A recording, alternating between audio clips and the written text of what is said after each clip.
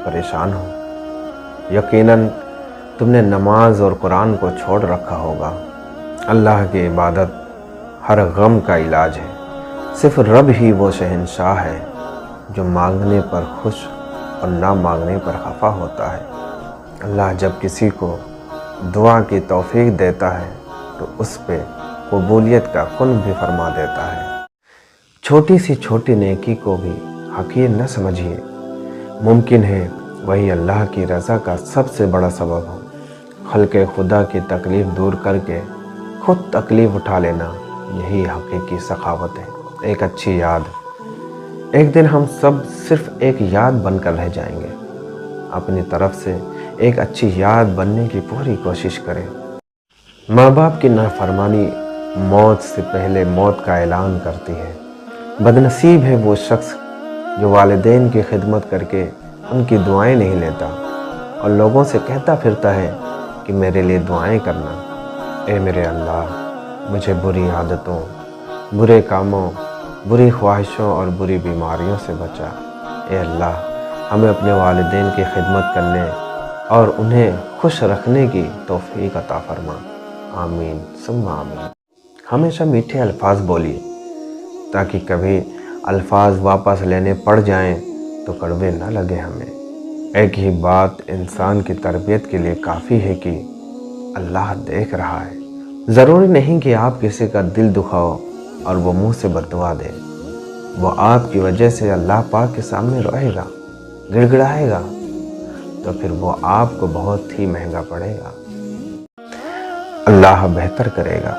ये वो अल्फाज हैं जिनसे इंसान की आधी परेशानी ख़त्म हो जाती है। माफ़ कर दीजिए, आइंदा ऐसा नहीं होगा। ये एक ऐसा जुमला है जो सख्त से सख्त गलती को भी छोटा बना देता है। संगदिल से संगदिल शख्स को भी मोम बना देता है। बड़ी से बड़ी आग के लिए पानी का काम देता है। जालिम को रहम करने पर मजबूर कर देता है। दुश्मन को दोस्त बना देता है। जहाँ भी रहो मुखलिस होकर रहो, क्योंकि आपने अल्लाह को भी जवाब देना है। बेटियाँ दुश्मन की हों तो भी उनके अच्छे नसीब की दुआ क्या करें। दूसरों की इज्जत, उनका एहसास, उन पर शफ़क़त व मेहरबानी और उनसे प्यार ये ऐसे उधार हैं जो वापस ज़रूर मिलते हैं। बेसुकूनी की सबसे बड़ी वजह हकीकत यह है कि हमारे गुनाह हमारी रूह को जगह जगह से कट लगा देते हैं और हमें समझ नहीं आती है कि हमारी ज़िंदगी में बेसुकूनी किस चीज़ की है। आए सच्चे दिल से रब्बे रहीम से अपने तमाम गुनाहों की माफ़ी मांग लें जो हमसे जाने अनजाने में सरजद हुए, ताकि हमारी ज़िंदगियों में सुकून आ सके। मौत एक ऐसा दरवाज़ा है जिसमें से हर एक को गुज़रना होता है।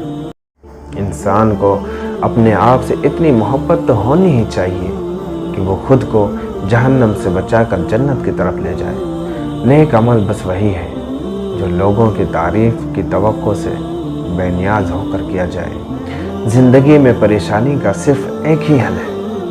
अल्लाह से बातें करें, अल्लाह से मांगें, अल्लाह पर छोड़ दें, अल्लाह पर भरोसा रखें और अल्लाह से फिर कहें और कहते रहें। अगर आप खुशगवार और मुतमईन ज़िंदगी गुजारना चाहते हैं तो लोगों से ना जीतें, लोगों को जीतिए। लोगों पर ना हंसें, लोगों के साथ हंसें। मैं अपने रब से डरता हूँ और रब के बाद उस शख्स से डरता हूँ जो रब से नहीं डरता है। दर्द में जब भी खुद को पाता हूँ सबसे करीब अल्लाह को पाता हूँ। ज़िंदगी को किताब मत बनाएं, वो लोग आपको फेंक देंगे जिन्हें पढ़ना नहीं आता। जब रब करीम साथ है तो फिर मायूसी किस बात की। अल्लाह पाक आपको हर उस नेमत से सरफराज फरमाए जिसमें आपके लिए खैर व बरकत हो, इज़्ज़त व वक़ार हो, राहत व सुकून हो, सेहत व तंदुरुस्ती और तरक्की व खुशहाली हो, दुनिया और आखिरत की भलाई हो। आमीन सुम्मा आमीन।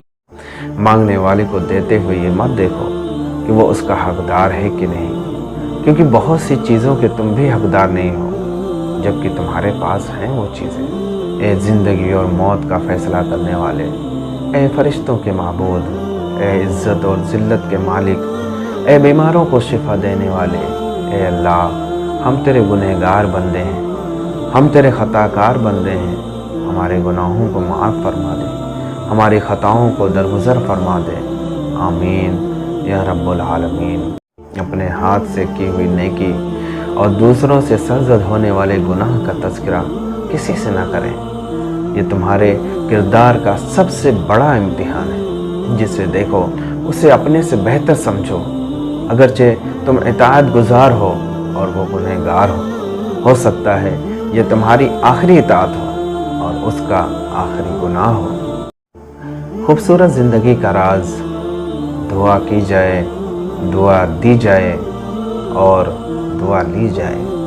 اے اللہ مجھے طاقت عطا فرما، امور میں توکل کی، گفتگو میں صداقت کی، انتقام میں معافی کی، لباس میں پاکیزگی کی، تکبر سے دوری کی، غصے سے پرہیز کی، غیبت سے اجتناب کی اور سب سے بڑھ کر خوش اخلاقی کی، آمین یا رب العالمین۔